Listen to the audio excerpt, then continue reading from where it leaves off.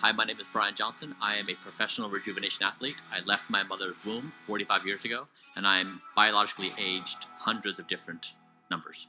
Bryan Johnson is on a mission. Yeah! Let's go!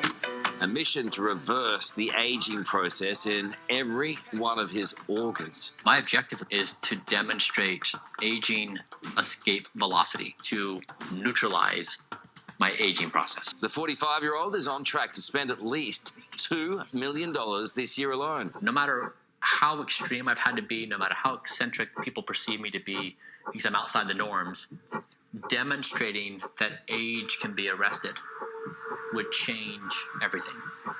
So welcome back. My name is Danielle if you are new here, but let's skip through the intro. You know how that goes, and I really just want to dive into this topic for today because I think it is so fascinating and there's so much to unpack. Hopefully it is not going to be too loud or too crazy here, but it was too beautiful not to film outside today, so we're doing it.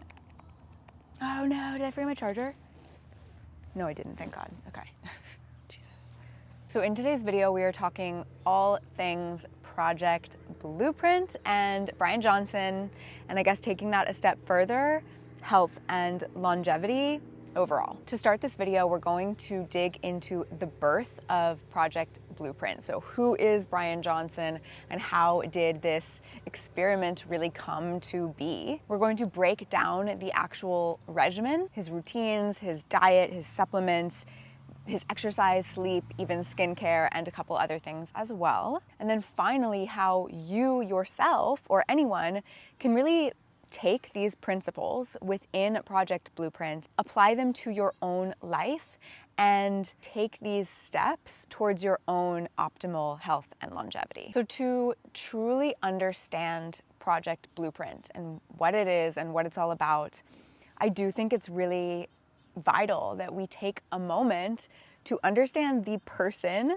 behind the program. So who is Bryan Johnson and how did this all come to be in his life? So Bryan Johnson is known for co-founding Braintree, a payments company that was later acquired by PayPal for a staggering $800 million. After the Braintree acquisition, Bryan founded neurotechnology company Kernel, and he is now on a mission to redefine human potential. Now, it's really easy to assume, I think especially when it comes to people who are quite wealthy, that life has just been smooth sailing and easy and there have been no major struggles or problems. But Bryan has experienced, or had in the past experienced, nearly a decade of chronic depression, uncontrolled eating habits, and really struggling with these self-destructive behaviors. And this whole experience really led him to question not only his own future, but the future of humanity at large. There's a really interesting story that Bryan tells about a version of himself that he named Evening Bryan. And I mean, it really started when I was in a pretty bad situation. I'd had chronic depression for a decade. I tried everything to fix it, and I was feeling hopeless.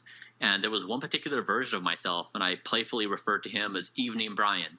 7 p.m. Bryan would roll around, and the day's stress would be very heavy, and he would inevitably eat too much food or the wrong food, and then that would cause poor sleep, and it would cause the next morning feeling groggy, and I'd be overweight. And so one day, playfully, I said, Evening Bryan is fired. From 5 p.m. to 9 p.m. or 10 p.m., this version of myself has no authority to decide if he's going to eat. And it was the first time I really understood me as different versions of myself. So I think this concept of Evening Bryan is so fascinating, and it really makes me think of, although he didn't mention this specifically, maybe he has in other conversations, but the concept of the inner child. Oftentimes, the inner child is simply an aspect of ourselves that was wounded, experienced some form of trauma when we were children. And so the whole thing with this inner child is it just wants to feel safe. It just wants to feel loved and feel comfortable and know that it is protected. And so oftentimes when we feel this aspect of ourselves that is just craving the comfort, craving the security, craving the relief, it is some aspect of the inner child coming through. In saying that, just as we would with a child, we don't want to punish this version of ourselves. We don't want to get mad at them or angry or send them away. We treat them as we would a child, with love, with compassion, with understanding of what they are experiencing, validation of their experience,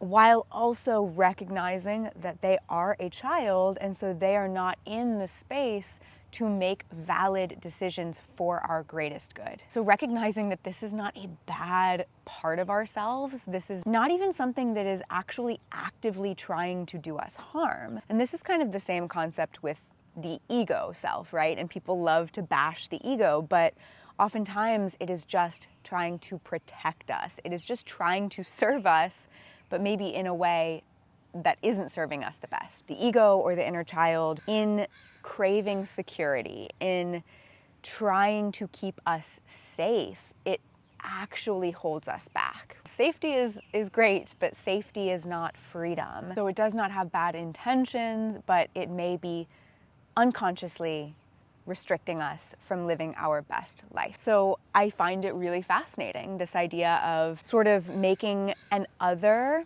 of this aspect of the self, of labeling it so that we can almost have a conversation with it and set boundaries in a way. So it's really, really interesting, and is definitely something to explore at a deeper level. So within this whole experience of Bryan struggling with his mental health, with chronic depression, with evening Bryan, he recognized that he needed to create an algorithm that could essentially take better care of him and make better choices for his body and his health than he ever could for himself. And this is truly what sparked the birth of Project Blueprint. Project Blueprint embraces systems over willpower, data over human opinion, and harmony over addiction, while rebelling against addictive algorithms, corporate profiteering at your detriment, social norms encouraging bad behavior, and self-aided destruction, which Bryan actually calls sad, or sad behaviors. These sad behaviors, I'm going to go through this list and check my notes over here just to make sure that I get these all, are eating too much food, eating junk food or processed food, deprioritizing sleep, doom scrolling through social media, skipping exercise,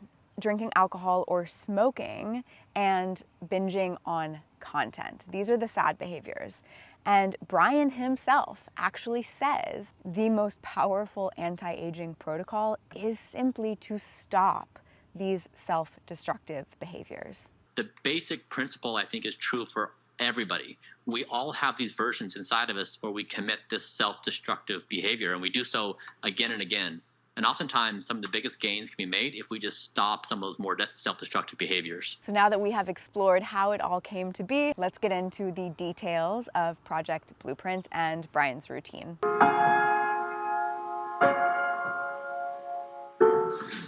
It's 5:30 right now, and let's get going. Bryan's morning routine. So he does mention that this is always changing. And I guess all of his routines technically would be always changing to reflect the data, right? So you have the data, the measurements, and then the protocol, and it is this continuous cycle. So at the moment, with the most updated information we have, Bryan is currently waking up between 4:30 and 5:30 a.m. every single morning, and he does wake up naturally. So he's not setting an alarm, he's just allowing his body to wake him up when it feels best for him and when he has finished his sleep cycle. So after Bryan goes to the bathroom, takes various measurements, jumps on the scale, he goes back to bed to meditate or practice breath work, to do light therapy, and to do HRV training, or heart rate variability training. Now, heart rate variability, HRV training, is essentially used to put your nervous system into a state of calm and safety. So it's activating the parasympathetic nervous system, which is the rest and digest, and deactivating essentially the sympathetic nervous system, which is that fight or flight state that we get into when we are feeling stressed or anxious. And I think that this really invites in a beautiful opportunity for conversation around mental health and around practices that we can use to activate this parasympathetic state, because there are so many amazing things that can be done. And even if you are not intentionally practicing HRV training, there are so many different things that you can do to get into that state of rest and digest and move away from the state of fight or flight. Meditation or breath work. Breath work is a profoundly powerful practice for activating the parasympathetic nervous system if done in the right way. Practices like singing, humming, chanting, or even vocal toning are also really powerful for activating the vagus nerve and then activating the parasympathetic nervous system. Yoga Nidra is another beautiful practice, and I do have some meditations and some Yoga Nidra practices on my YouTube channel, so feel free to check those out. Being in nature. Nature is one of the easiest and most powerful ways to really ground yourself and calm the nervous system. And you know, if you are not someone that can practice light therapy, if you don't have maybe the resources or financial ability to pay for something like that right now, there's a very, very easy way to naturally get light therapy, and that is just to spend time outside in nature, especially first thing in the morning. It's one of the best things that we can do to just get outside early in the morning and get some of that beautiful early morning sunlight. Exercise. Regular physical exercise is shown to stimulate the vagus nerve, lower activity of the sympathetic nervous system, and encourage the parasympathetic nervous system. And of course, sleep. We'll get into this more a little bit later, but sleep, quality sleep, is one of the best things we can do for our overall health and well-being. Benefits of sleep include lower levels of stress and anxiety, balanced hormones, faster healing, and so much more. A couple other things that you can try to really calm and release stress might be journaling and also engaging with loved ones. Spending time in community, having connection is just vital to our health and well-being. Bryan's diet. So Bryan is currently eating 2,250 calories a day. This is up from 2,000 calories, which is what he was eating previously. After waking up, Bryan drinks the Green Giant, his famous green drink, and this drink is made of several different ingredients. 13 milligrams of spermidine, 7.6 grams of aminos, 0.5 grams of creatine, 20 grams of collagen peptides, and 500 milligrams of cocoa flavanols, cinnamon. I love cinnamon. Whoa, that's really good. From there, he eats breakfast, the super veggie. So my breakfast consists of broccoli, cauliflower, black lentils, mushrooms, garlic, and ginger. And even a little bit of dark chocolate. And something to note here is Bryan is very, very particular about his dark chocolate. And what he's really aiming for is untouched, no heavy metals, and with high polyphenols. My second meal, you're going to love this one. This is called Nutty Pudding. So some macadamia nuts, walnuts, flaxseed, pomegranate juice, sunflower lecithin, also a cup of macadamia milk, pea protein, and berries. And his last meal, he normally eats around 11 or 11:30. This is the meal that varies, but he does list a few different options on his website, and you can find that information below. Along with the Green Giant, Bryan does take around 100 different supplements every day. Each supplement has to be justified, just like his food.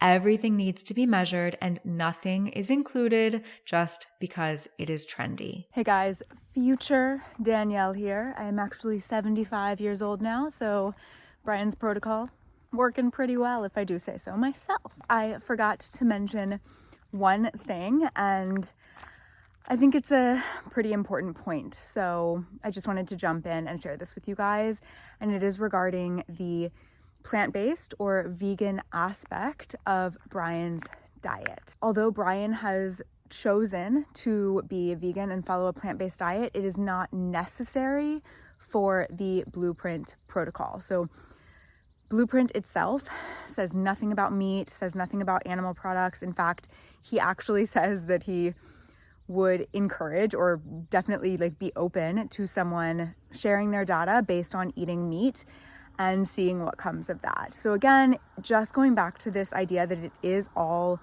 bio-individual, it's all based on the data. So it's not vegan, it's not meat-based. There are no rules other than finding what works for you based on your own biomarkers. And I also wanted to say while I'm here that I totally forgot in this entire video to mention that I am actually going to be starting this journey myself. Definitely a revised version, because at the moment I do not have the resources to have a team of 30 doctors and track all of my biomarkers, but I'm definitely going to be following in a way Bryan's diet inspiration and altering my own exercise, things like that. But it's really important for me as a woman to make sure that I'm doing this in sync with my cycle. So that is going to be a big part of my journey as well. So if you are interested in following along with my journey, please do subscribe, and let's go ahead and get on with the rest of the video. All right, so let's get into Bryan's exercise protocol. Do I have a daily exercise routine? Yes. It's 1 hour a day. It's 35 different exercises. And it includes also a machine called a high frequency electromagnetic stimulation device.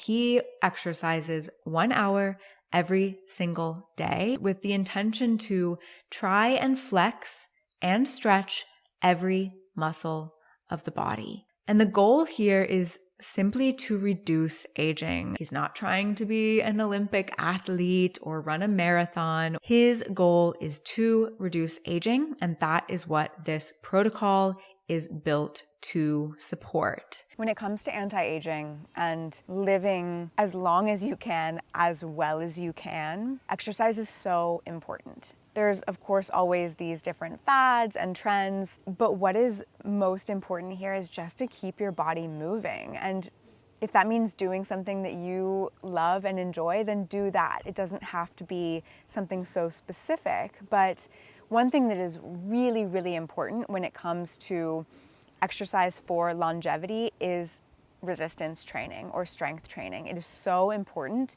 to keep that muscle in order for us to really be able to support ourselves as we get older. What often puts people into a nursing home is not a disease, but their inability to actually be able to carry out their everyday activities by themselves. So resistance training, you know, that could be body weight, that could be with weights, that could be with resistance bands, but find some form of resistance training that you can start to implement into your exercise routine, and this will make such an impact for your health and longevity long term. All right, let's get into Bryan's evening routine. In the evening, before he goes to sleep, before we even get into the sleep routine, Bryan does 6 core things. He stops eating at the same time every single day. And again, we talked about this earlier. This is allowing him to really digest his food for optimal sleep. So stops eating at the same time every single day. And then an hour before bed, he starts to really get into a wind down routine. He does HRV training again. He goes through his skincare, hair care, and oral care routine. He sets up systems for the next day. So he's really, really set on having systems to, again, really allow himself to focus on this autonomous version of himself so that things are just already in place. He doesn't have to think about them, and it's just good and ready to go. He ends the evening with some chill time with his son, some time for connection and bonding, and then he goes to bed at the exact same time every single night around 8:30. There's something that I want to mention here related to the fact that Bryan has dedicated this time every single night to spend time with his son. This brings up such a critical conversation for us to have when it comes to health and longevity. And that is this idea of connection, this idea of social engagement and community. Because if you are lonely, your risk of death is actually greater than the risk of someone who is obese. Being lonely is equivalent to smoking 2 packs of cigarettes every single day. So nurturing your relationships, spending time in community, finding people that you can truly connect with is so, so vital and important for your health. We literally used to live in tribes. Like, this is part of who we are. So nurturing your relationships, having healthy, good people in your life, and having a sense of community has been associated with dramatically increased lifespan.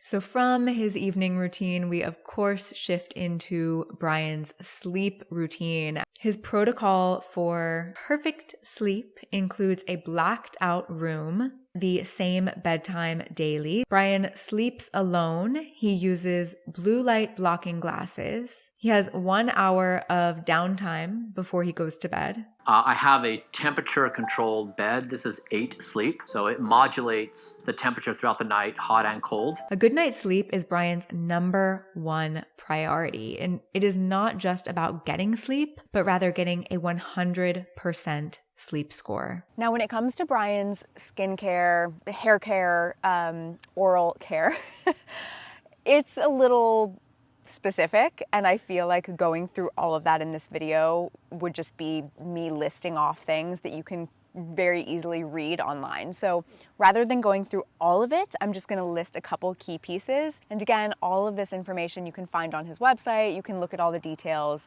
and that is all free. A couple things to note when it comes to skincare, or skin in general. The majority of the time, if we are experiencing skin conditions or inflammation of the skin, whatever that is presenting itself as, this is usually coming from an internal issue, not an external issue. Skin issues are usually caused by some form of internal inflammation. So whether that is the food that we are eating, if it is our gut health, if it is toxic exposure, hormones, or food sensitivities to maybe dairy, for example. The truth is, healthy skin really does come from within. As cliche as that may be, it is so true. So even if you don't have the resources or the money to invest in tons of crazy expensive skincare products or treatments or different things like that, there are really simple things that you can do to take good care of your skin from within. Eating really beautiful, nourishing, and colorful foods, and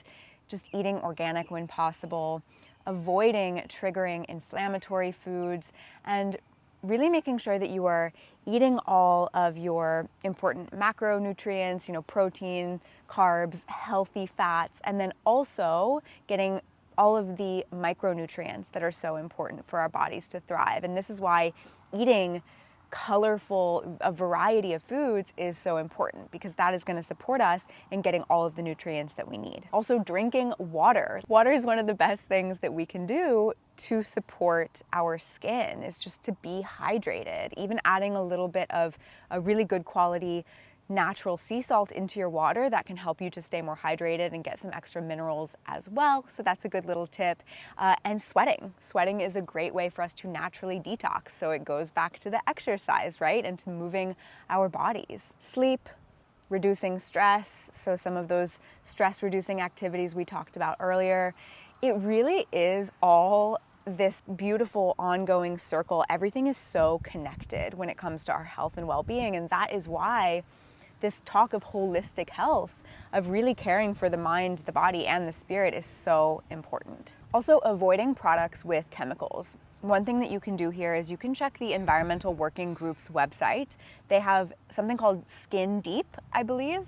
And so if you search Skin Deep Environmental Working Group, you can actually search different skincare products and essentially see how they rank those products in terms of toxins and different chemicals and things like that, and whether or not it is something safe to use on your body.